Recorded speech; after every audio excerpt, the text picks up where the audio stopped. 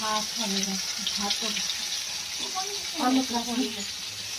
আজকে আমাদের চিকেন হবে। এই যে এখানে হচ্ছে করলা ভাজা, আর এটা হবে আমাদের বড় ম্যাডামের ঝোল। এই যে মাছ দিয়ে, আর এই যে ঝোল, আর আমাদের হবে চিকেন।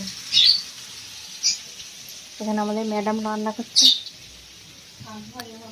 এই যে আলু ফালু কেটে সব রেডি করে রেখে দিয়েছে। এখানে পেঁয়াজ, টমেটো, আমের চাটনি হবে। আমাদের এখানে বড় ম্যাডাম ভাত করছে। এই যে ভাতের সরি, আর এখানে শাক ভাজা হবে। শাক ধুয়ে রেখে দিয়েছে।